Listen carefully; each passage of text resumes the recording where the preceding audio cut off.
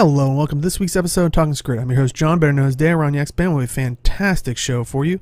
Living Story Episode 2 next week, Forum Chats get a date, and Fractals to get an RNG aspect, oh boy, and much more. But first, let me introduce you to my fellow host. He is a moderator over at MMO Champion, and you can find him and host of Zero to Hero on this channel. Fans feel ArenaNet did the change up with the trailers over the 5-year engagement of Guild Wars 2. But what does he think? Say hello to Jim.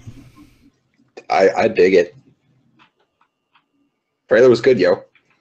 Yeah, well, we're going to talk all about it. It's definitely going to be fun. Are you going to be able to rein it in, Deo? Nope. I can't promise anything. Okay. And he streams over on Twitch where he answers the age-old question, who needs the light? Say hello to Age. I don't need light. I think it's pretty bright in here, so I'm good. I think Bram needs the light. And I think we should send him there. First, Poor Bram. Man. One-way ticket. Can I get that as a t-shirt? Like, just poor Bram. No. Oh. Yeah. Poor Bram. Hi, guys. How you doing? I think chat's already irritated with me. Because if you haven't noticed, it seems like some people are talking about our quality not being so great. Maybe a bug in the system. And that is what is coming this Tuesday. The Living Story Episode 2 trailer dropped this past Tuesday, teasing that the new story called A Bug in the System will be coming out March 6th. So I'm gonna do one more. So Did you really? Yeah. He did. Yes, I did. Okay. He did. It was a good effect. But yeah, here's the trailer. Basically, it talks about the you hear a certain female voice over an intercom system. And then you hear Timey talking about this inquest facility, and that there is a researcher there that they can contact to hopefully help them. And it seems like we're going to be devising a plan, because they kind of do this splash screen with some different members of our team and who we met through POF. And then it kind of takes a turn, it also tells us halfway through that there's going to be the new mastery, different things, but also a new legendary. Like, we're also getting a new map and stuff, which I know people were speculating, do we need one or whatnot, but I think the other cool thing is we're getting a new legendary. Oh, chat.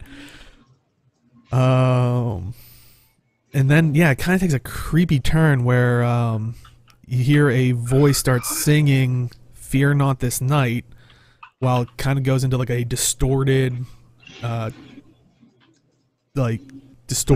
feed of, like, almost like security cameras, because there's also like artifacts happening on the screen and stuff like that. But it's like kind of going through like almost a destroyed or inactive inquest base. And as you can see here, it kind of eventually fades to a picture of Palawa Joko, and then cuts to A Bug in the System, March 6th. But yeah, what the heck's happening, guys? I almost want to see like a rogue AI kind of thing happening. Like a leyline imbued AI or golem that just kind of goes berserk and gains sentience would be kind of cool. I mean, that's just like completely wild speculation, but that's just for me seeing the camera footage with the glitching. Mm-hmm. Yeah, honestly, I looked at this trailer way too much. Like, when I was cutting together for the show thing, I even tried to slow down during the glitches, like frame by frame, like to see if there was like another image like interlaced on it. I didn't see one, but doesn't mean there isn't one. But Like that's how deep I've been going, and I think I've been driving everybody crazy this past week. Look, it's the effort that counts, and I think we all appreciate it. Yeah. Well, first of all, I'd like to say that I think the trailer in general received some pretty positive feedback. Yeah, surprisingly, well, I don't want to say surprisingly, but normally it seemed like it was like almost, I would say at best like a 50-50 split. Like, oh, I really didn't feel it. But there have been also times where it seems like the vocal minority would be like, again, like not a fan of it. Here, it just seemed like the majority of people have enjoyed it. Now, there are, of course, people out there that haven't. QED, we don't want to talk about that. Yeah. It was, I think I liked the trailer. The one thing I would have changed was the bit where it was like the plan, you know, where they cut into like each different person. I felt that was a little bit out of place for what was coming in the second half of the trailer, which was like this dark, ominous tone, and it kind of just shifts a little bit. It could have been like, it felt like it could have been two separate trailers. I mean, like, there's always been that joke of like, oh, we have a trailer that's like literally 1 minute long, like halfway through, and it's like the last minute, like, and I felt that way the first time I was watching it, when you're seeing this, like you said, the plan type thing, and I was like, okay, it's kind of being like corny, like Borderlands-esque, but also like, you know, like some people were saying, almost like Oceans type thing, like. Yeah. And I was like, okay, what, you know, look, it's gonna be something silly, and then it gets to this, and I'm like, what's happening? Like, so I kind of actually like that part, just because of the tonal shift, because you're expecting something that goes well, and you know, in the end, we're going to find out what the heck happened, and we'll get out, and we'll be just fine. And then it gets the creepy music, and then the creepy visuals. And I agree with Mac. It's not really going to switch too hard to horror or to something particularly creepy. Oh, no. Because that doesn't translate well into the Guild Wars 2 story. Though, Mac, now that you bring that up, I would love to see a Guild Wars 2 horror game. Because I think that, like, take a busted-ass Asura lab and just take something that was like Dead Space and put it in a defunct Asura lab. I was going to say, a VR game where you're pretty playing original ore with all the risen undead, like, thick as all. It's like, ah. And you have to escape. You don't have to fight your way through. You have to get out. Like Dead Space it. That would be really cool. But I do understand how people think it's a little uneven, how it's like heist comedy kind of deal. And then it shifts. I kind of enjoyed it, but I can understand why people didn't like it or have a problem with it. I think there are people who disliked it, but didn't exactly have a problem with it. Like, it's not like people hated it for it. Yeah. I think that the visuals, especially when it cuts to that, like the art part of it is actually really good. I just personally felt like it could have been its own thing for another trailer or for this trailer, and they just stuck with it. But and it's nice to see like the watercolor style stuff coming back. Yeah.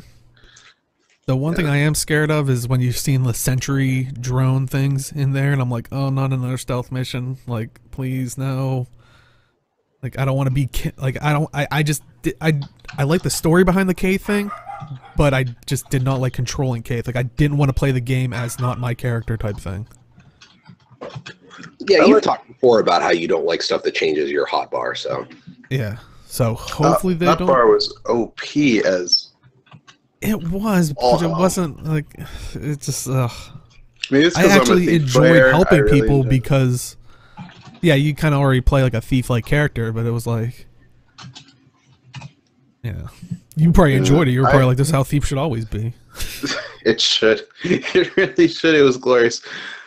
Zachryox brings up a good point. Oh, I was gonna say I actually tweeted that out, and because I actually I added Guild Wars 2 about that, and I was like, was it and basically for people that aren't seeing it, Zerkriox brought up and we found out ironic how they delayed the release due to bugs, and we get a bug in the system of all things as an episode title. And yeah, that I kind of asked that, I was like, is that on purpose? Like, was this like a subtle, like, maybe they were already planning on doing it, but they were like, hey, let's throw this out there as a, like, kind of nod to it? Or was there actually a, you know, an issue? I think they referred to it as an issue in the forum post, but, yeah, I was like, I even said, I was like, because if it is that, I wouldn't be mad. Like, that would just be like a, you know, clever way of doing it, but. Yeah. I was thinking about the legendaries and what we have left. I think we have now, like, after this episode airs, it would be Scepter, Warhorn, what else? Greatsword. Greatsword? Is that it? I don't know. I think there were 5 left before Dagger, so I think there's 4. Longbow. Thanks, Fish Station. Okay. So yeah, I was wondering if there was going to be an extra, like, secondary legendary in this episode, but it seems like if they're going to do 6 episodes, then they'll do 1 legendary per episode. There's going to be 2 greatswords, and you fuse them together for a 3rd greatsword, and then you fuse those 2 greatswords. You fuse that greatsword and infinite and eternity together for another greatsword. You crash the game. You just get an end screen going. You won. You win. You win Guild Wars 2. Yeah. The second great sword is called Beyond, and then you forge it with eternity. Beyond eternity. And it gives you an item that's a beta key to Guild Wars 3. And you're like, wait, what? Womp womp. And it forms infinity. And if you forge infinity with another Beyond, it becomes infinity and beyond.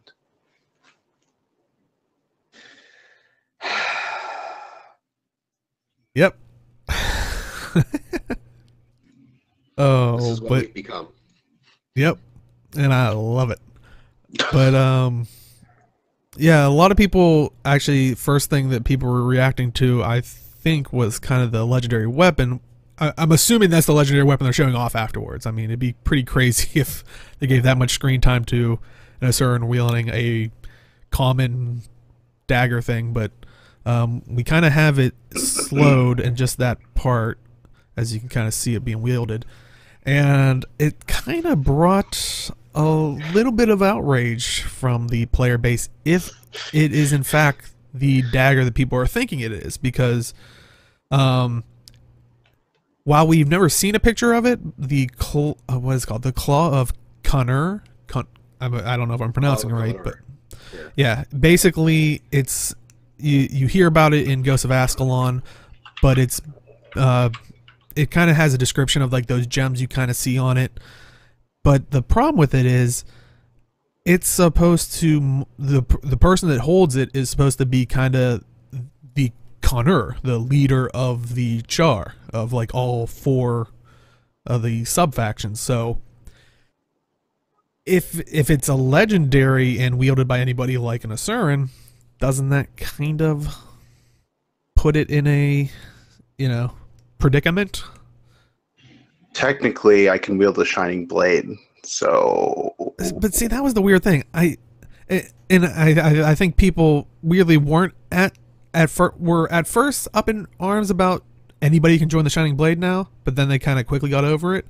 But it's just like we never knew the Shining Blade was an actual weapon. It was like, you know, we always knew it as a faction, and then they're like, yeah, the Shining Blade, it's an actual thing. It's like, oh. But also, the fact that, like, we throw things into the Mystic Forge to get stuff, it could just be another one from the infinite worlds that are the Mists. So. Oh, jeez. Yeah. I mean, technically, there should be just like one legendary weapon. Like, literally one. Like, not everyone can have the same legendary if that were the case. Yeah. I was talking about this on the community Discord link down below. Subtle. The game treats every player character as the commander. Like from your standpoint, you are the main character, and then every one of the other players is just an adventurer. So the way, if like you're standing next to someone with the Bifrost and you have the Bifrost, you have the real one. The other person has a Black Lion Trading Company replica. Basically. Yeah. I guess that's like the level that we have to. It's like, wonky, I know, but it's an MMO. Like that's just kind of that's how where we have it has to work. That's where we have to kind of give them the benefit of the doubt. But it is that weird thing. I mean, it's like the funny thing was in Guild Wars 1 they preemptively did that with the fiery dragon sword. They were like, oh no, all the people that are wielding these, like all these NPCs, those are replicas. Like there's only 2 that are actually wielded or are actually the fiery dragon swords. So it was kind of interesting, even though that was kind of a sought after item in Guild Wars 1. It's you're getting a replica from the get-go, but that wasn't legendary quality or anything. That was just, but yeah, it's like not, and honestly, from what Tyria is just the jumble of infinite fractals. We are not living the story as it unfolds. We are reliving different versions of different stories that already happened. Open your eyes. Read the rest of it. I don't even know how to say that. Dolipo. Open your eyes, Dolipo. Oh, that's amazing. Bravo, Mithrin. Please tell me you're in the middle of Lion's Art shouting that at people. And then there's the part that Zechariax brought up, is that if ANet doesn't care about weapon lore, but then again, we don't know the full story behind crafting this. So with the new collection system, there is a story behind crafting the new legendaries. Yeah. To be fair, if it is the Claw of the Conqueror, it's a hell of a lot better than something like the HMS Divinity, which literally has no precedence in the game, period. Aww. Other than the fact that they just made it the new legendary rifle. Yeah. Come on, focus. Looks great. I still like it. But it'd be weird if the story was that, like the story behind the legendary was that crucial. I mean, you're basically changing the very state of like the Char's belief structure. Well, they don't believe anything. Well, they believe in this. Do they? As far as we know, yes. I mean, it's on the mantle or something of the last person, I believe, at this moment, if I remember correctly. I can't remember the name, to be honest, but I mean, it might play a part in the story, kind of like the Shining Blade did. Maybe it has some precedence there. I do think it is the chat saying Smoder the Unflinching was the last person. Okay. Mm-hmm. Yeah, because I'm reading the description of the claw, and that totally fits. Now I have heard some people bring up, and I know from SOTD podcast I was watching last night. Like, granted, like I said, this is based on a description, but it talks about in the book that when someone went to use it, it was cutting them up. So supposedly they were speculating that the back blades should be curved the other way. So that might, but in the end, we don't even know if this is the actual weapon. It heavily points in that direction. Like, there's no confirmation from ArenaNet. We'll probably find out Tuesday. It chooses its wielder. In general, from a more just flat-out design standpoint, it looks really cool. So, and I would say I was thinking of a lore reason, kind of going off of what you were saying, Malthanis, about the Char don't kind of do away with their traditions after a while. Like, they kind of break those shackles. They did it with their gods in Guild Wars 1, and so on and so forth. But if you think about the story of POF, they do believe in the existence of the gods of like Balthazar, Dwayne, and stuff, but they don't see them as gods. They actually see them as strong, like a strong battle, like that they could best. Hmm. What could be better than the thing that the original Connor used? How about a weapon that struck down a god and has the power of a, or you know, whatever they believe it to be, this strong entity? Because Ritlock's blade did kill Balthazar, and now he's sitting there wielding it. Like, I don't know, if I'm in that belief structure, I'd be like, you know what, I'm gonna follow that guy. Like, Hmm. Yeah, it's not. I wouldn't expect the char to really hold true to something that solidly, just because it's not really something that strikes me as from all of the char story. But I don't want to get too deep in the weeds about the potential lore of the legendary that we haven't seen the story release for. mm-hmm. Yeah, and that's a good point that Bjorn's talking about. That it's not like it doesn't have a religious significance, but it is like a, you know, it is a symbol for their culture. I would say it's the last thing. It belonged to the last Khan that, you know, united all the Char legions. Which, you know, maybe that could, I don't know, that'd be a weird story to do without doing an actual living story on it. Because how are you getting the Flame Legion, you know, a part of us? Like, so I don't know if they. I'd be surprised if they put what I would feel a big story behind a legendary, but it would make it feel legendary. Yeah. Although I do like where Mofongo is going with his point. I would like to see more there, but I don't know if I think we might hold that point for trailer analysis. Oh, if there's story in the update and the dead Char in the trailer, is it possible we are already seeing a shift towards Charlands? I mean, we can go back to the story, or the trailer, and like I'll just throw it up there again. But yeah, there was a moment where we kind of see because that was another thing a lot of people brought up, was like, oh my god, there was a Char lying on the ground, pretty much looked dead, and it kind of does like a pan up, and everyone was like, oh my god, it was rocks, and I'm like, the doe eyes, like there's no, so it kind of just looks like a random Char. Like I was trying to find like maybe a significant character, but I just couldn't come up with one. But I don't know my feelings on it, but I do like where you're going with Mofongo Jones, about it could be leading, maybe directing towards the Charlands. I was just feeling like, oh, the Inquest were experimenting on the different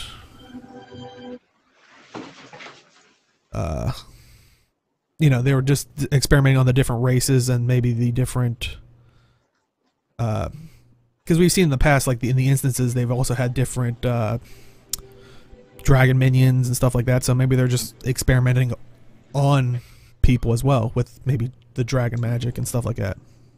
Excuse me. I don't know. Maybe I feel like some of the people he's going to be bringing in is just you know, people like the Inquest that he hired, like Palau Joko hired or corrupted, were just like hired people who did things. Maybe that Char, like if I'm going to tie in the Claw Kerner thing, like maybe that Char brought the Claw Kerner into the base, stole it, and then, you know, for Palau, for whatever reason, he may know. I don't know. Mm-hmm. That's a really that's a really wild speculation there, but you know, I think something just went wrong in this lab. I honestly think there was obviously research being done and something went wrong.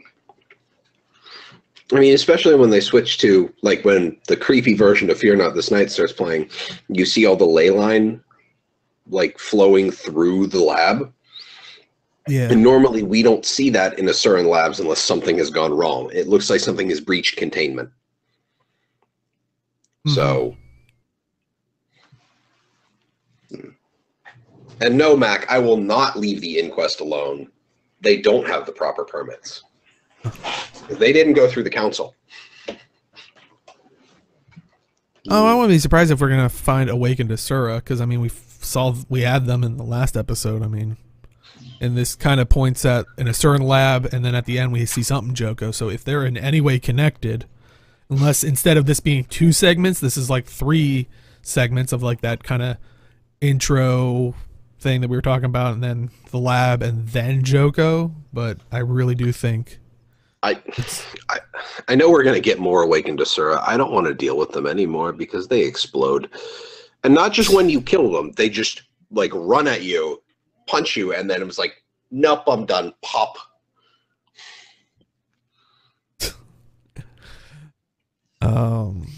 But also, if you haven't caught it at the very end, it just played, but we do have it slowed down in case you do want to see it.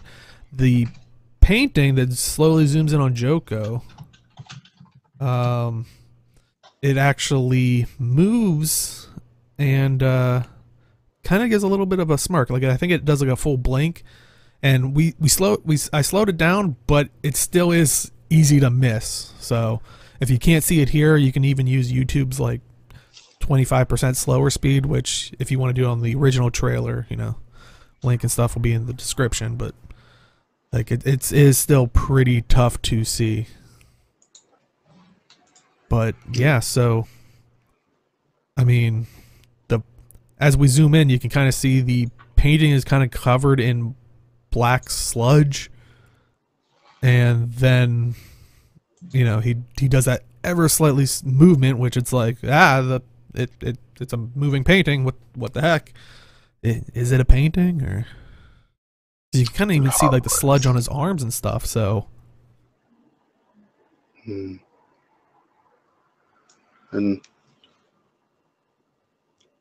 it kind of reminds me of a Hogwarts painting.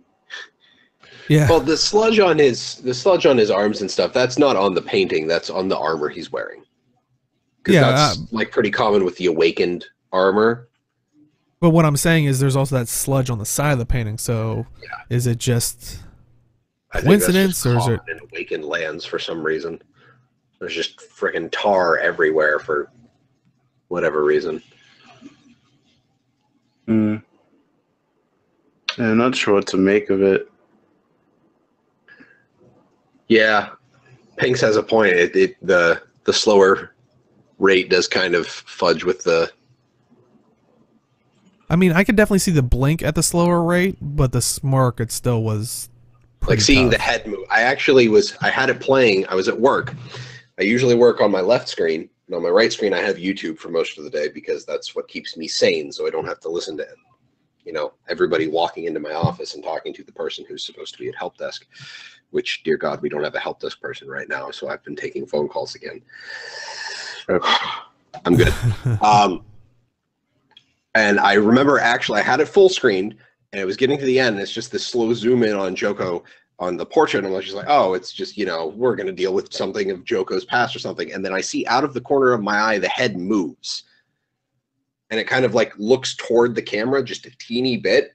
Yeah. And I caught it right out of the corner of my eye. It was really creepy funhouse stuff, and I liked it.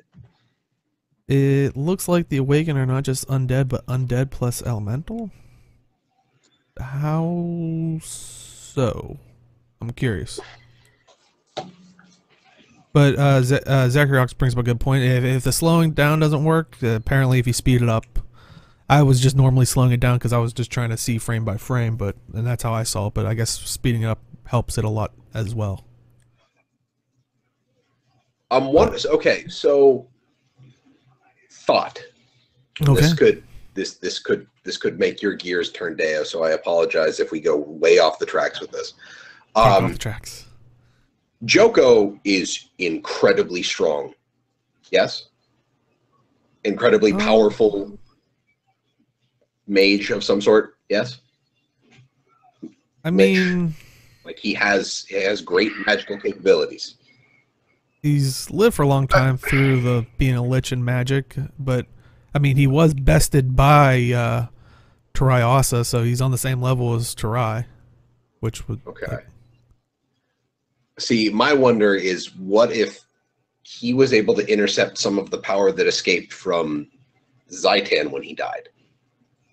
Yeah, and I think that was one thing I always thought once we go to the Crystal Desert was because we killed Zaitan and like possibly the magic went back into the system, and now that kind of got fleshed out with the whole after Morgemoth and stuff like that, was he became so powerful because we knew about Joko and Kralkatorrik were that they were at a standstill fighting each other. This was, before, this was still when it was just, Guild Wars 2, no expansions. And I was always thought like, oh, once we killed, Zaitan, what if like we finally go to the Crystal Desert and like he just like flies over us on, like he just made the Shatter, wow, Kralkatorrik his like basically pet. I can't really see anything that was living become the master of an Elder Dragon. But like I was saying, like I think what you were kind of hinting at was if he would have got more of that death magic power, could he have over conquered an Elder Dragon itself? Well, also Red Wolf brings up a good point: is Balthazar Balthazar stripped of a large chunk of his power, was beaten by him, or he beat. That is a good point. Yeah, I think that sentence made sense.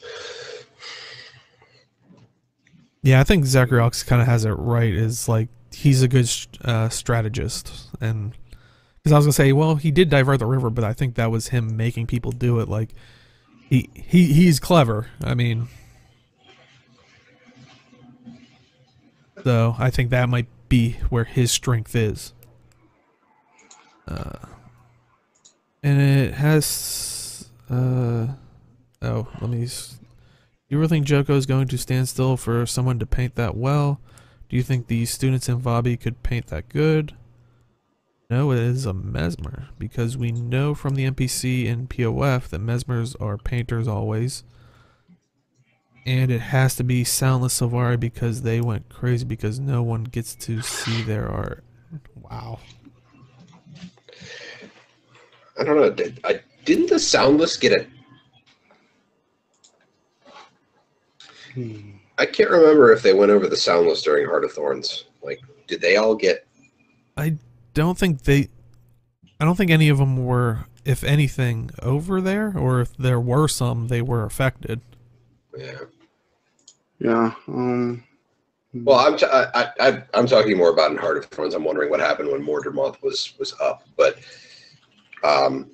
I don't know. Like the only Sylvari I've seen that have shown up in the Crystal Desert have been packed. So I'm not thinking that.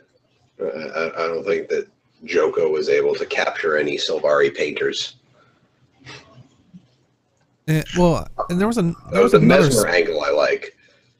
Yeah, and there was another spot of contention between people, which, I didn't think it was until I saw people talking about it, was this scene where it shows a bunch of what looked like maybe slightly giant undead, or but a lot of people were thinking that these were awakened, and like I said, Shadow the Dragon was talking about it last night. They thought it was risen. I actually did as well. I thought these were like personally for me, I thought these were in the Inquest base and they were just experimenting on them. And they were just, remainders like we've seen in like every other Inquest base. So I just assumed they were risen, but a lot of people are thinking that they're awakened. And I don't know what your guys' thoughts are. That model is definitely awakened, and it looks like the view is coming out, because those are maybe like the size of a Norn. Yeah. And it looks like it's kind of a view from underneath a rock and through a waterfall. So it's like the awakened is investigating, and like wherever the camera view is like someone hiding from them. So. And Chad saying they think that it might be awakened mummy. So, yeah. I mean, I initially just thought they were risen because in the scene right before this, they show I think I want to say it's like a Mordrum dinosaur type thing, one of those ones. I forget what It they're looks like called. a vine-toothed tail. Yeah. Like at the end of that hallway. Yeah, and you can kind of see right behind it a similar like pipe that's next to these risen guys. So that's why I just assumed that these were things that were being experimented on that maybe got released into this lab. But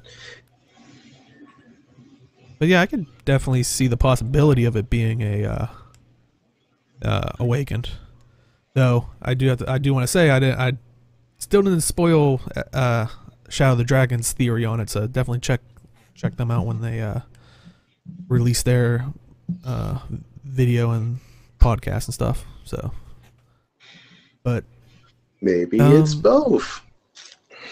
Hashtag why not JPG? But and then I started going crazy down the rabbit hole. You during that down the rabbit hole? No. Yeah. Well, during that Joko, like we were saying before, that second half where they start eerily singing "Fear Not This Night," they almost do. They change one lyric, one line, and it's during the zoom in on the picture of Joko, and I kind of have it here. Whoop, slowed. And it says, "Who needs the light?"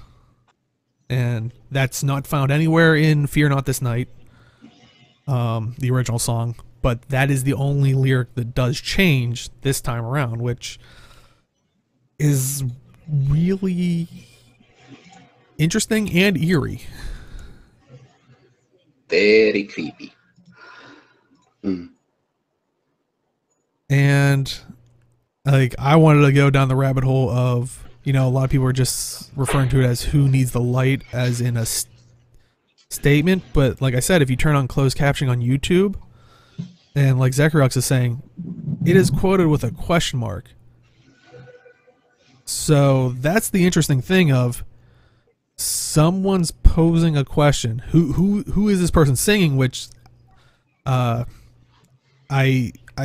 apparently have been theories on Reddit, and I've seen other podcasts cover it, that this is supposedly Joko singing to the Awakened, which,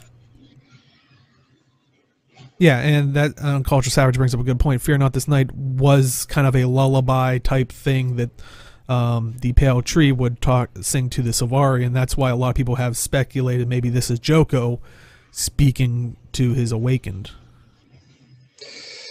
And Mac does bring up a good point. Automatic captions is nice, but this has the same melodic tone as the next line after that, which is just "Fear Not This Night." No punctuation. I actually have the full trailer as closed captioning. No other captioning during the song, or no other punctuation during the song except for that spot. And you can go back and edit automatic captions. So it's just weird that even it being melodic, it put a question mark there, even though it sounds like it's repeated the same melodic pattern of that, like, because I can understand like the YouTube and Google recognition of when you hear it going on an up note, that's usually how you understand that there's a question. But like I said, the following line is the same melodic pattern. There's no question mark. But there is one for some reason on that one. Yeah, "who needs the light" is kind of a phrase that is formed to be a question. Yeah, but when we find any other punctuation on any of the other things, there's no punctuation. Like, punctuation aside, I feel like that lyric is formed to pose a question. So yeah, I thought it was a question when I first read it. When I first saw it, I thought it was someone in the lab singing, and it was being like it was bringing that creepy, the ominous tone to it. I didn't think it was Joko at first, but I did notice that change in the lyric as well, and it the more I think about it, I think it is kind of Joko or someone who represents Joko in that sense, because who needs the light seems like who needs to find salvation in like Joko's army or something like that. Or I just thought of this during like setting up for the show. If this is Joko singing to his awakened, who needs the light? Who would need the light? Sun spears. What if this is like him? I mean, he's not a fan of sun spears. He's never, liked them. He hasn't for the last 250 years. I mean, that's how we got the spell. What is it? Spell breakers.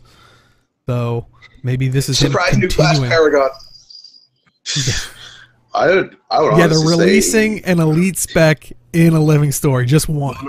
No. It's a whole new profession. Oh, okay. Bam, drop.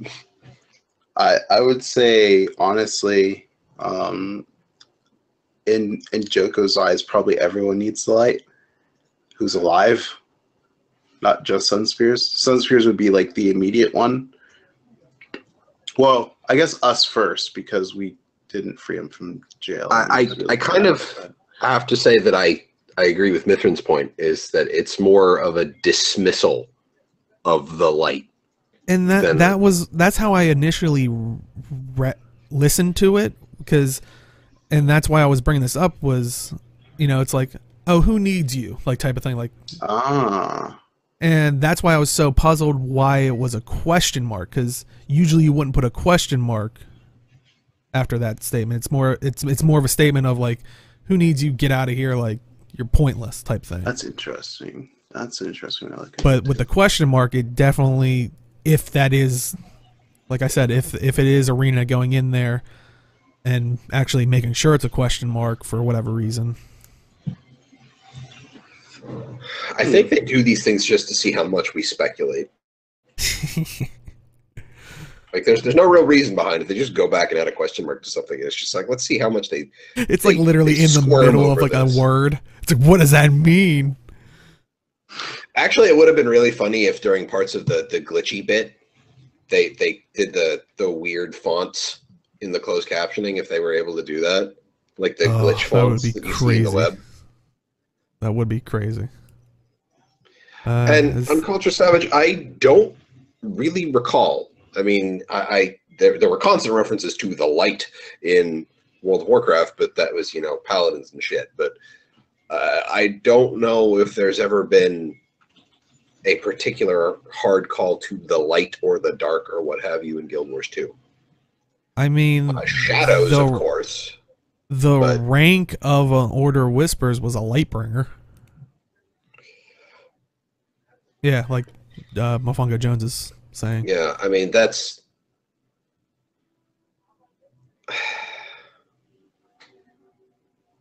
And, Mithrin's saying some see Tar as elemental darkness. And then followers of the Pale Tree and then the Nightmare Court are light and dark aspects of a single race. Yeah. If it's an Elonian cultural reference, I wouldn't know because I didn't get to play Nightfall. Well, I think that's what Mofongo Jones is saying. The Order of Whispers stemmed from in Nightfall, so this is that area. So it could be.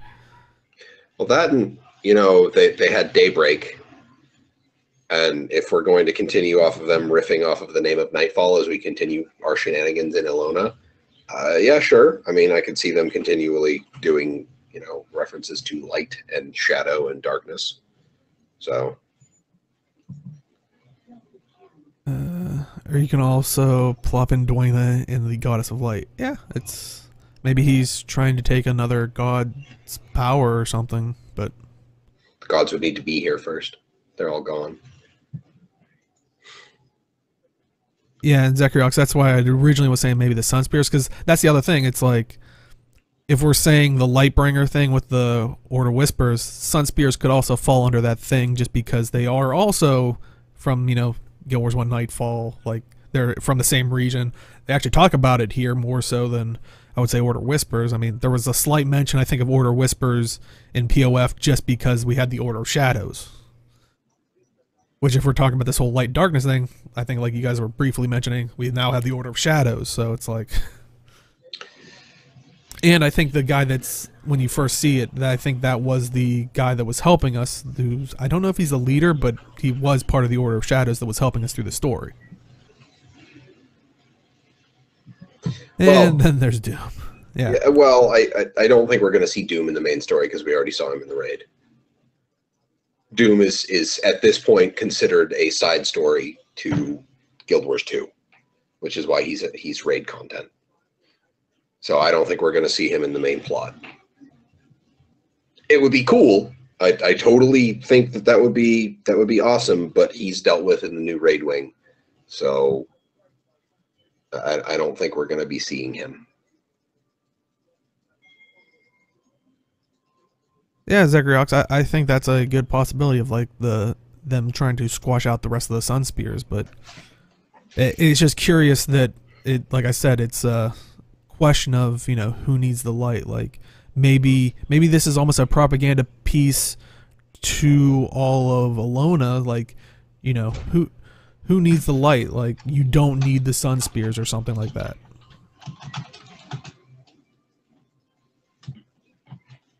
What about the idea that the dragon is hurt by rose quartz and meteors, and we destroy the world? I think you're mixing up your intellectual properties there, Ada. I don't think Steven Universe has somehow burst into Guild Wars 2. But oh no, rose quartz and meteorites are part of the map that we got in episode 1. Okay. There's an astral. Is it the Astralarium? But basically, the astrology area there. There's it's a from meteor the shower. The meteor shower stuff. Yeah, no, I haven't done jack with that. I have the item. I haven't done anything for that yet. You know what? That might be the simplest answer to this that I didn't even consider. Like chat saying, Joko always changes history. Maybe Joko just changed the lyrics, and there's nothing like... Oh, that feels like that's the answer, and I'll be so sad. Oh. Yep, Joko just changed the lyrics. Oh, that's what it is too. It's now just Joko propaganda. Fear Not This Night is now also Joko propaganda. ANet, I hit the closed captioning button on YouTube. I don't think I've ever did that. What the? I did that for you, and it's gonna be that? Something really simple. Well, good night, everybody. I mean, it could be just as simple as that. I mean, they've done that before. It could be. Yeah, I know, there's I've had to some copyright strike Joko. I have heard some crazier ones, like, you know who we haven't seen in a while? My Trin. He escaped to the mists. In Daybreak, there is an Aetherblade ship there that they don't know how it got there. Like, they don't know how it, like, they kind of just, like, I think found it, or... But what if My Trin pops back into the picture? I would love to see some callbacks to Season 1. Oh my god, Zegriox, I love it. Chat. I love it. Oh no. Oh. But yeah, hurt a little. Those are the best ones. Yeah, there's so many possibilities. I can't wait till Tuesday. I mean, I'm actually pretty hyped for this. I'm looking forward to this. Be interested to see how it goes. Yeah. I just really hope that the second half of the trailer echoes what the story will be. That's all I really want. Actually, just when it panned through, we forgot kind of the smallest but also possibly biggest thing that I think some people quickly got, but some people maybe were just looking at the date and didn't realize. when you see that date pan over, there's something scurrying across the screen in the background, and it definitely looks like a scarab, which, for people who don't know, is an Egyptian kind of beetle type thing that usually has 6 legs and I think 2 kind of pincers. But yeah, it's well, they've basically alluded to at the end of episode 1 that he's trying to recreate the scarab plague. And a lot of people were like, "Oh, this is the scarab plague thing," which the only thing that's stopping me from not saying that we're going to have the scarab plague in this episode is when ArenaNet puts a trailer out and they throw something in our face so obvious, it's usually not that. Like I don't know, but I was in the call with Age before a show, and I was telling him, I was like, I'm so torn. All the signs point to this, but every time it's never that. It's never the most obvious thing. Yeah. Like they almost just throw it out there to throw people off. Yeah, considering it could be not be. It could be like the curveball that they usually throw is actually the real thing. Maybe, I don't know. I feel like if it is the scarab plague, it would be more of like, I don't think that they would do it this early. So yeah. if it is the scarab plague, I don't think it'll actually like go into effect right away. I'm torn about something like the scarab plague because I feel like that would do so well as something that would affect cities the world over, like to actually see just swarms of scarabs attacking Lion's Arch or Divinity's Reach, and you have to help people evacuate, but they're not doing that anymore, and I'm railing against time-locking maps again, and I'm going to stop before I get on too much of a tangent. Yeah. I'm good. I think it's I think it'd be a cool idea, but it's like I think we would, because of the time locking issue, we might just stop it entirely. Or it might just affect like a new map as part of like Jogo's experimentation, something like that. Like the ebb and flow of the meta event of a map is that it's giant clouds of scarabs going everywhere. And like Red Wolf, and then Q was referencing what QD was saying, and QD was mentioning the voice in the beginning sounds an awful lot like Scarlet, an Awakened Scarlet, which I don't know. It still sounds like through a intercom system, a female Cern to me, but I don't know if that was the same voice actor or not. I haven't really looked, but Red Wolf was also bringing up, dragons could not corrupt other dragon minions, but could Joko awaken a dragon minion, which, I think it's funny that a lot of people still reference, and I want to argue this, like, of the possibility. I'm not saying this is definitive, but I think that whole a Sylvari can't be corrupted by another dragon might be going out the window, because this was established when we were fighting Zaitan, when all 6 dragons were established, when all the magic was going through the proper cycle. Now that Zaitan and Morjamoth are dead, we saw in Living World season 3, sorry, or wait, yeah, we're on 4, so it was 3. We went to Ember Bay. We found destroyers infused with death and buying, or they were called Mortem Touched, but basically showing that this corruption is being taken on by that. So I think when this magic is being plunged back into the system, it's just the dragons or whatnot are utilizing that, or just feeding on that. A corrupted Sylvari at this point, yes, is possible, I think. Yeah. Just because Mordramoth's power has been reabsorbed into the rest of them.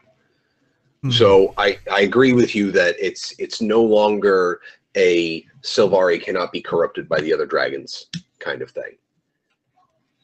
So, because, I mean, the whole system has been thrown off. That's been, you know, the whole point of Path of Fire so far, is finding out that the dragons have been maintaining the balance of magic in a kind of pendulum swing system where, you know, wake up, eat everything, go back to sleep, sweat magic for a couple thousand years, wake up, etc., etc.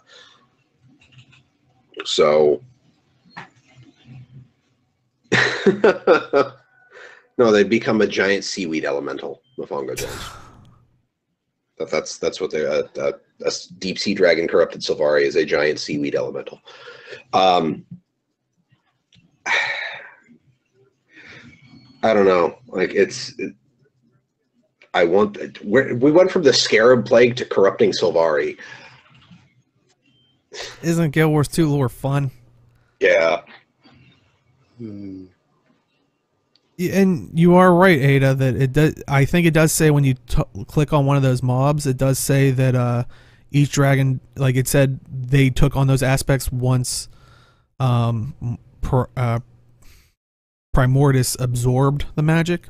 But if that's all in Tyria, and Tyria's in this fluctuation state that everybody draws on this magic, I mean, he is an undead lich. I mean, how is he awakening people? Well, he is a necromancer, so. Well, but that's the point of the magic, is we draw upon that magic as well. So if he's using it to a greater extent, now those things are able to be corrupted or infused, which would just also be a different word for corrupted. Now that we rolled back over the trailer again with a better shot of down the hallway, it's not a vine tooth. It's one of the things that has the same rating as the vine tooth.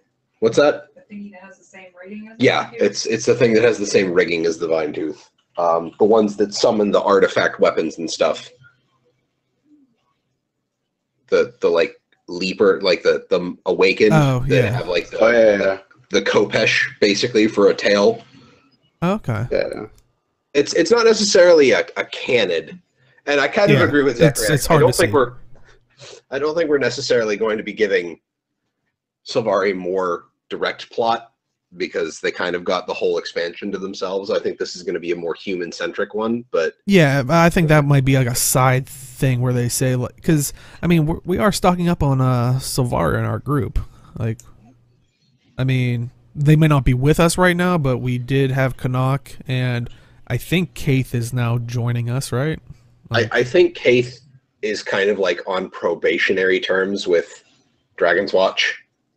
Yeah, she's a trial member. Yeah, so I like that if they do that, it's kind of putting the risk back into it. But now that you mentioned the Awakened Canid, yeah, maybe this is kind of like what you were saying, that now the Awakened are kind of just rooting through this place. But yeah, there's, I don't know, any other thoughts, ideas, especially from chat?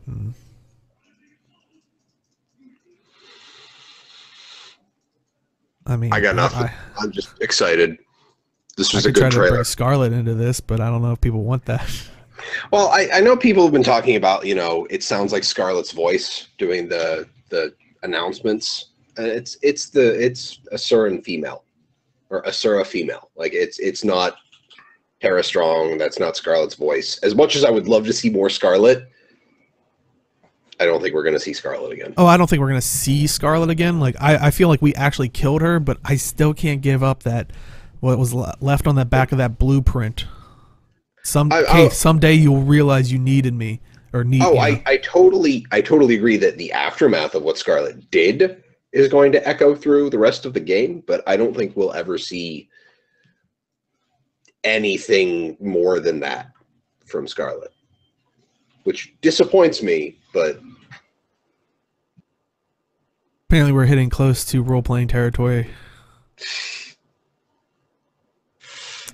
I love talking about lore and possibilities of the lore. I mean, we still have Deo's We still have your dissertation on the possibilities of Raza as a Revenant on the show notes from pre-Heart of Thorns launch. Yeah, that was just from the picture of, I think it was Ritlock, and you just saw his like face mask, if I remember correctly. But yeah, we should really clean this up.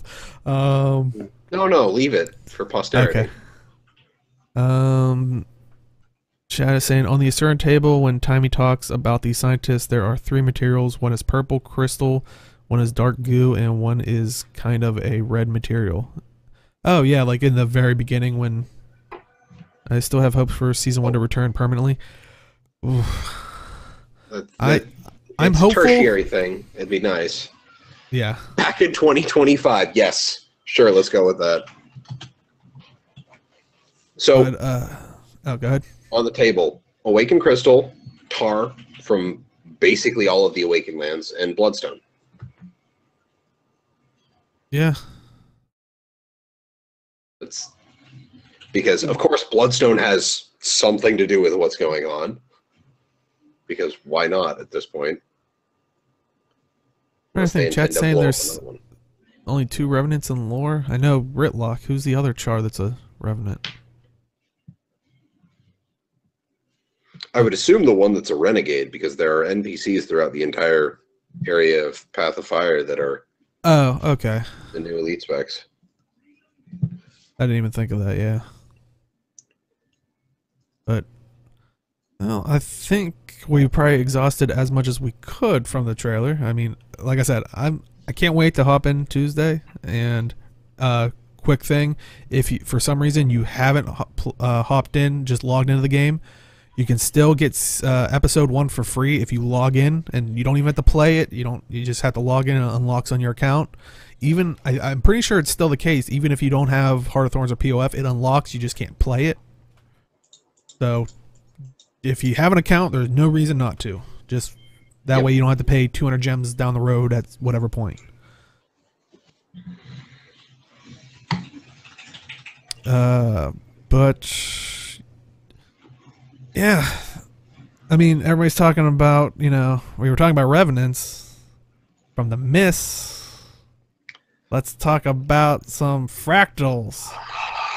So this past week on the forums, they let us know that in the very near future, instabilities will be randomly assigned to each scale and will change each week, with 1 instability at tier 2, 2 instabilities at tier 3, and 3 instabilities at tier 4.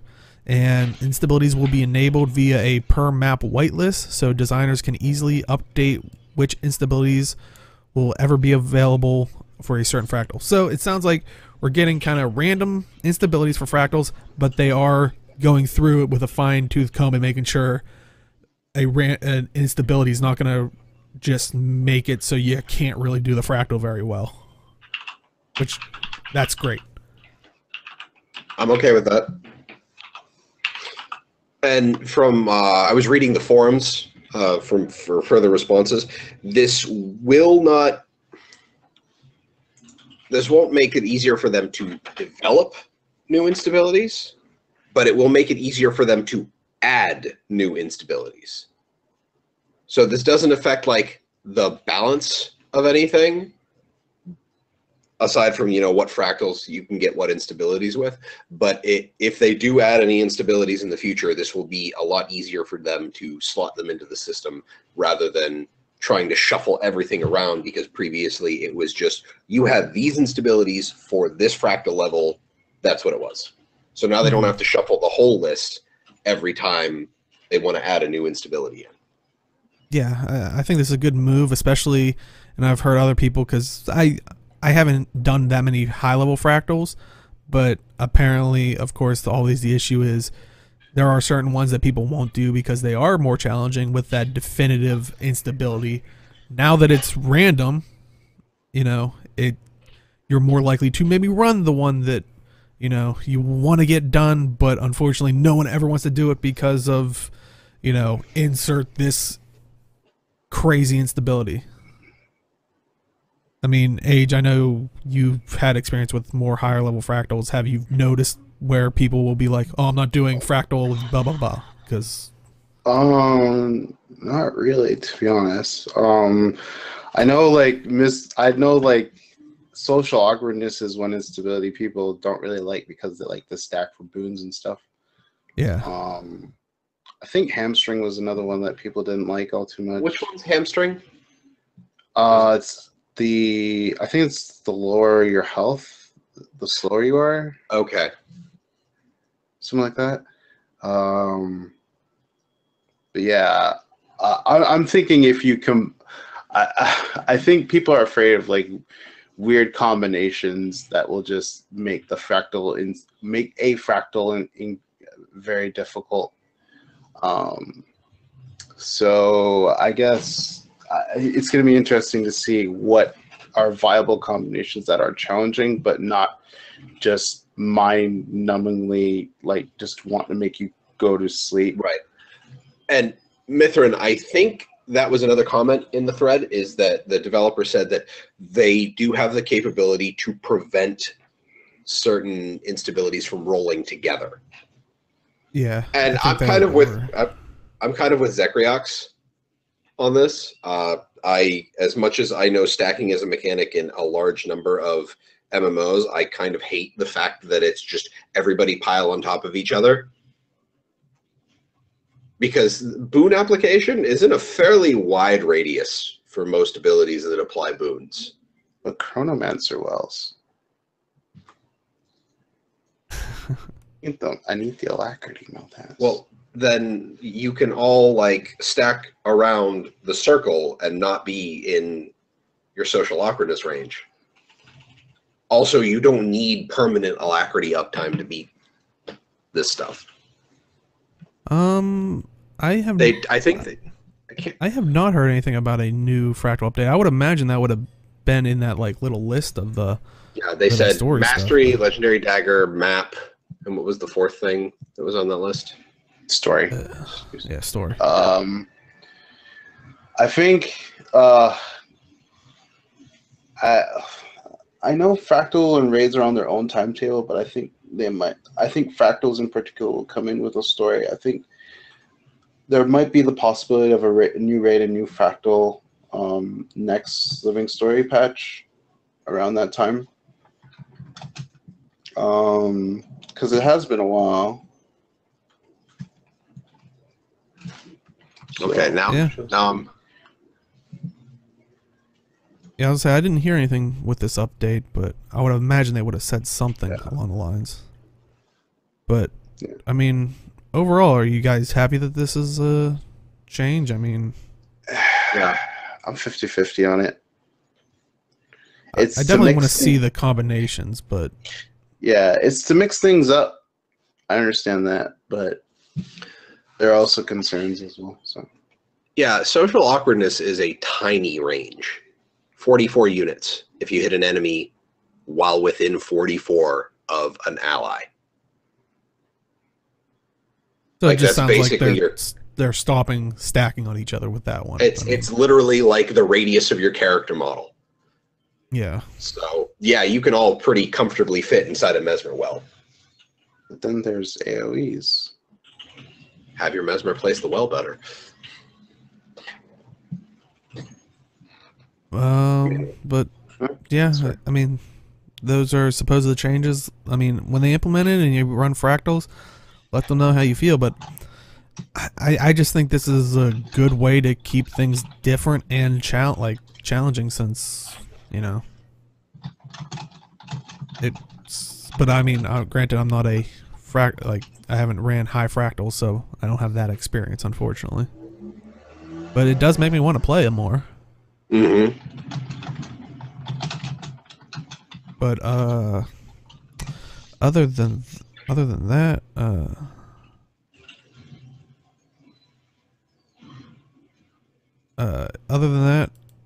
let's move on to also.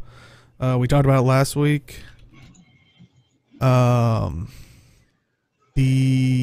We were kind of wondering, are they ever going to do their forum chat AMA thing that they were talking about?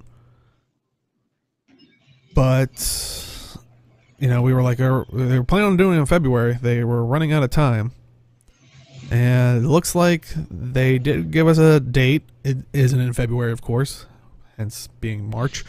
But the date is set for March 15th, and it will be an hour or two of responding on the forums over a couple of days rather than one chat on a single day. It basically gives the devs a chance to look into things if necessary. And they will have a way to gather questions if you can't attend. And I think they're referring to it as the ANet Forum Chats, so the AFCs. But this time the focus will be on Living World Season 4, Episode 2, which, we were just talking about the teaser trailer. So this, gives you a nice solid week to, go through it. They did say that they would still do their Reddit AMA, the, after release type thing, but this one will be further back. But they will now be monthly as opposed to bi-monthly. More details to come. But yeah, I mean, what do you guys think of it being the first topic being Living World Season 4, Episode 2?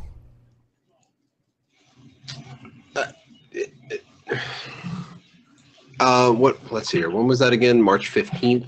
Yeah.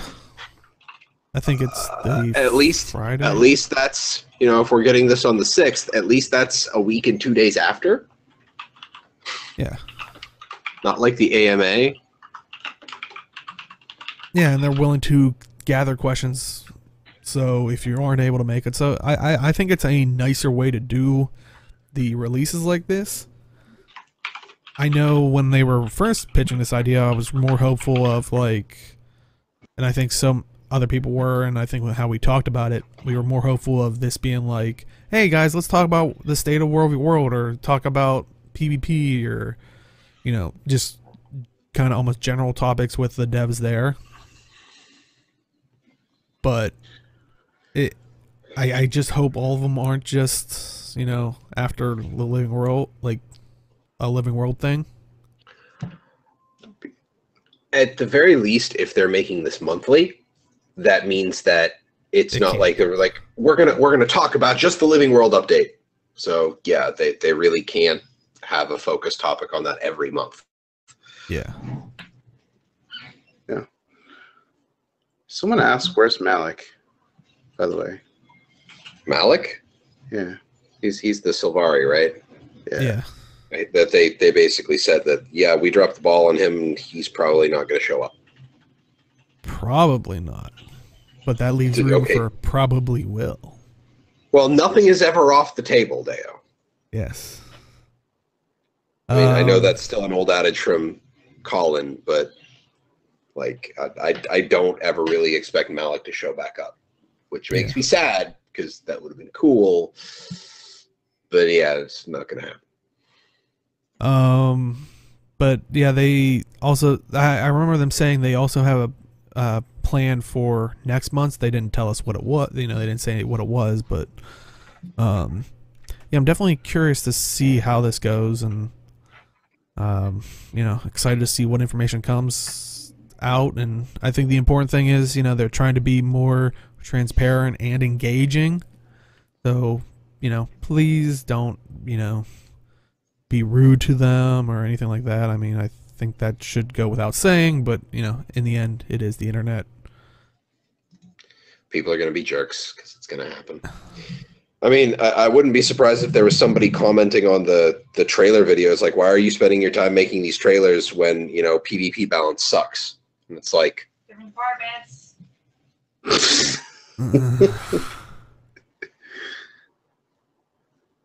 But yeah, while you're actually on the forums, maybe during this AFC, they actually put out a blog post this past week talking about you can get these new forum avatars, and interestingly enough, these were made by some of the creative partners, or all these were made by the creative partners, just different ones. So here's kind of the showing all of them off, and definitely would like to hear what chats chats is, and maybe Are you guys maybe going to switch yours over while you're on the on the AFC? I can have. Wait. There's a forum? I did mention that like on some of the other podcasts I was dropping in on, was like, yeah, but that means I have to actually go on the forums and log in. Like, The horror. I'm on there like at least once a week, so. I look, but I just never log in. I don't know. There's no thief ones, so I guess not. Well, you make There's so many Olivia one, legendaries. though. You should do the Mystic Forge Stone, done by Only. Is it Mystic Force Stone? Yeah, it's just that crystal that's kind of just. Oh, okay. Oh, I see. Oh, maybe the Apple one.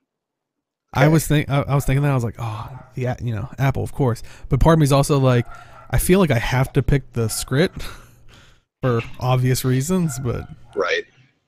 I mean, my only problem with forums at this point is that it feels like they have a lot more activity on Reddit. well, and I think they're trying to address that too. Yeah, so. So forums might feel like an archaic architecture at this point. Well, I think I think it could have been better if only it had been better from the get-go of the game. I think that's one of those things where if a game's forums are really supposed to be good for the game, it needs to be supported from the get-go by the company. Yeah. So.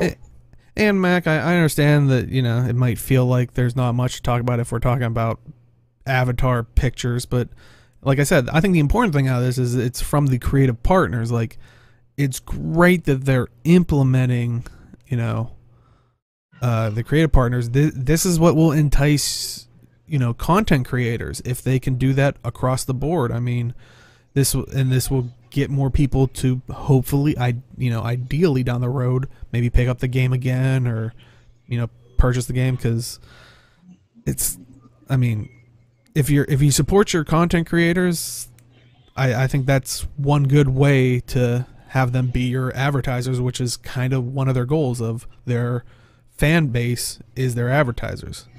Did they get paid? I personally do not know. I don't know how the creative partner program aspect works, but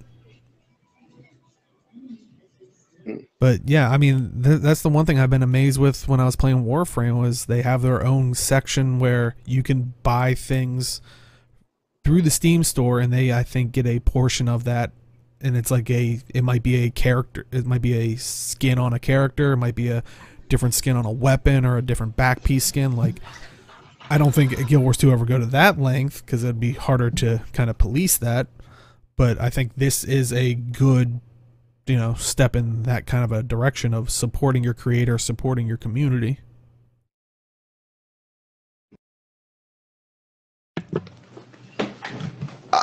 I'm not saying these avatars are going to make you pick up the game. I'm saying this might entice a creative person who likes to draw art on their maybe preferred game to maybe try Guild Wars 2 for exposure or whatnot, and then they talk about it to their fan base, and that's how I think ideally it will drag people in. Those are in-game thing, but I think they also have ones that if there's I think it's in the reference of Warframe, since I know that one. I'm sure other games do it, but some of their partnered streamers and YouTube creators, I think they can get their logo in the game, and you can, if you're watching that person or get it from them, you actually can use that as your forum icon or in-game icon. So, That's pretty cool. Yeah. So, they have a similar thing.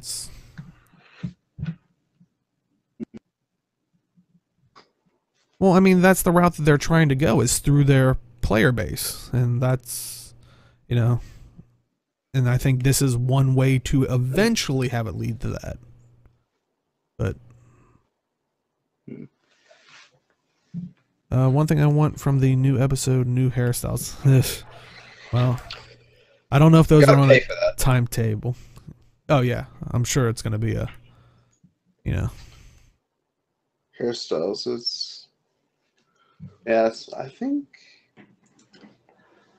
yeah, it has been a while. I think the only one I remember was the Alonian ones. And yeah, they mostly updated it for POF. And then they added a bunch to Norn, but I think a lot of the Norn is basically like, hey, Norn, have the human hairstyles. Mm-hmm. But, oh, go ahead. I was just going to say, if they focus like on Norn for next X pack, they'll like probably give Norn a bunch of hairstyles and stuff like that. So, okay. Tattoos. Oh, new tattoos would be sick. Yo, ANet, I want new tattoos for Norn, please. The only problem is most of the gear that shows it is like light gear. Yeah, but you know you're wearing it. I'll just wear the heavy Norn gear. Quaggin tattoos for no. A cute Quaggin right on the stomach. No. Automatically applied to Deo's characters. No. I will have a video of me deleting my characters. That won't happen. Yeah, no. He'll just pay to like reskin his characters. If it's automatically applied and I'm assuming stays applied, I would be like, I'm done. Honestly, and the thing that Tavik brings up is I really, really, really, really, really, really, really wish that the initial character creation would be expanded just a little bit. Like, I understand that the selling point for I understand the selling point for some of the makeover kits is, you know, the fact that there's a limited set to start a character with. But at this point, you've got like 10% of the options, maybe less, on default character creation. Have they pushed any from the makeover kits into base character creation? No. I think they maybe like the Alonian stuff was added to base character creation. Yeah, the only ones, but I don't think anything else was. Yeah, I think they should push a few. Some of the older ones. It's been long enough. Nice. Yeah, I think it's been long enough. Especially some of the first ones, because those came out like during like the first year. I mean, it's been 5 years. But you know, if they don't push it out, you'd have to buy a makeover kit, which you can find in the gem store. Speaking of the gem store, Forum. Yeah, damn it. While we don't have any content, or visual content to show off, you know, I'd still say if you wanted to check all that stuff out or whatnot, check out Dolphy.net. So check out Dolphy.net so you can spend your gems more wisely. So this week, they've kind of been doing a March Madness sale. So unfortunately, you already missed March 1st and 2nd. If you're watching this live, you can still hit the March 3rd one, which is 15% off Alonian Introductory Package, the Path of Fire Survival Package, and Path of Fire Preparation Pack. So, yeah, which gives you like probably like boosters and things like that, character slots, blackline keys and chests, and yeah, etc. So nice little things from there. March 4th, you can expect the 20% off Bram's Wolfblood outfit and Rox's Pathfinder outfit and Verdant Executioner outfit, which for people who don't know, that's basically Canucks look. But and then March 5th, 20% off Rival Skies package and Shield of the Goddess. Hypnotic, no. Keys are not on sale, but keys are part of at least the Alonian introductory package. Yeah. So. Yeah. So in a roundabout way, only those keys are. But you have to spend like 3,000 gems to get 10 keys as part of the package. Yeah. It's like 29.70 or something because of the discount on it. I think it's like a 3,500 gem total package.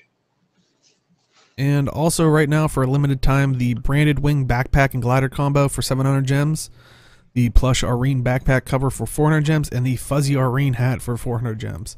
You can definitely tell that they're ramping up for a Living Story episode because they're literally giving you every outfit of like your team, because March 1st and March 2nd, well, March 2nd was the Timey outfit, Marjorie's outfit, and Casimir's outfit. So. Mm-hmm. Yep. So Not surprised. might see Arene because plush Arene backpack cover, Arene hat.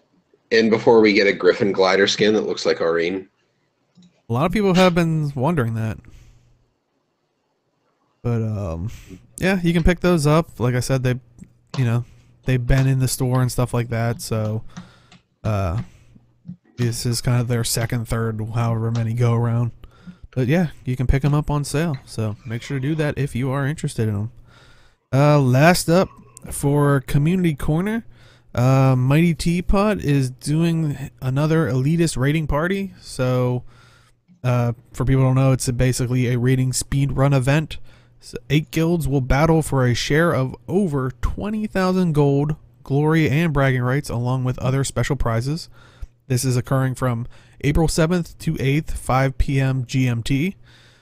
They did say new rules, 8-man raid, wing average, specialization limitations, and no skips or exploits. So, Yeah, what do you guys? Oh, go ahead. So I would hope that they would ban skips and exploits for any competition. So Yeah. It's going to be very interesting. Mm-hmm. I'll be at PAX, which makes me sad. woo! But I want to You're gonna be watch. sad because you're going to PAX.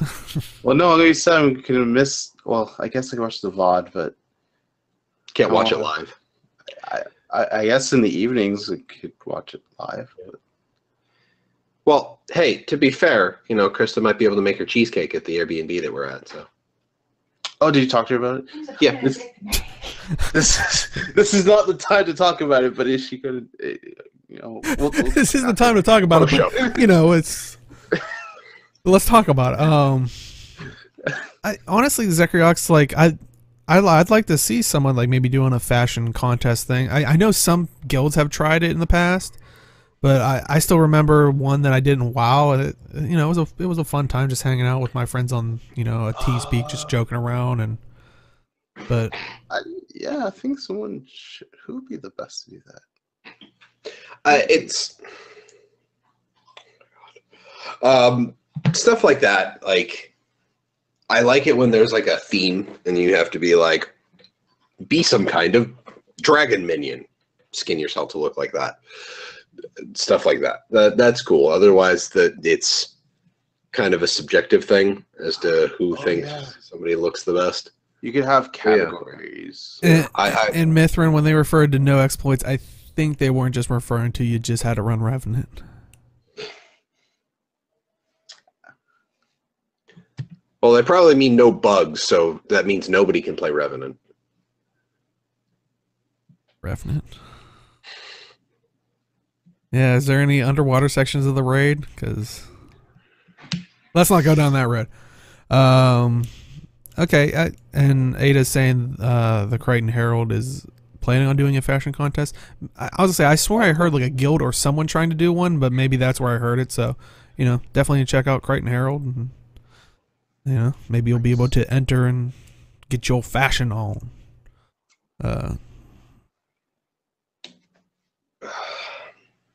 Oh, see, Zekriox was part of one. Oh, very nice. That's cool, Oh, Zekriox. so Actually, Mac, are you saying that they aren't doing well? I was gonna say, if they're doing deep, technically, Arc DPS allows you to swap legendary gear. So technically, that is efficiency to some degree. I think Mac just dislikes DPS meters. But he did bring up an interesting point, because Arc DPS does support legendary stat swapping. So I wonder if that'll be allowed. I could see it being banned for that, but honestly, for DPS like gauging your DPS, if it's a competition already, I would hope you would have these like this better not be your first foray into a raid as a So these are pretty much like invited guilds. I would assume, like Snowcross. So I would imagine they wouldn't need a DPS meter in the sense of like maybe for this slim fact of like if they wipe or something, it's like, okay, what happened? Like who didn't do their rotation properly? They could see it that way. But I would hope if they're in a competition, the person would be like, I screwed up. Like, let's try that again. I got my head in the game. Like if it's a competition, I would feel like the team would be more honest within themselves than a standard raid. Possibly, yeah. But yeah, I forgot that Arc DPS now supports switching out all your legendary stuff, so I could see it being barred for that, and I would kind of hope so. That'd be a nice way to. That's the question I should bring up, because I don't think I saw that in the rules.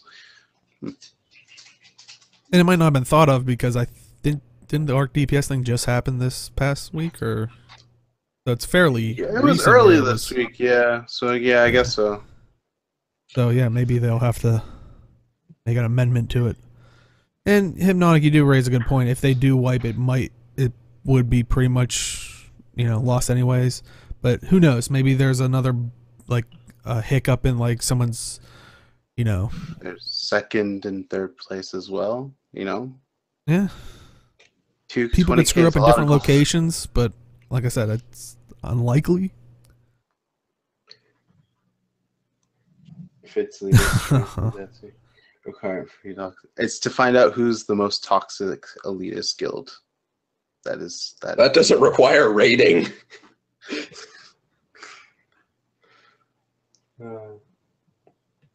As everybody's toxic.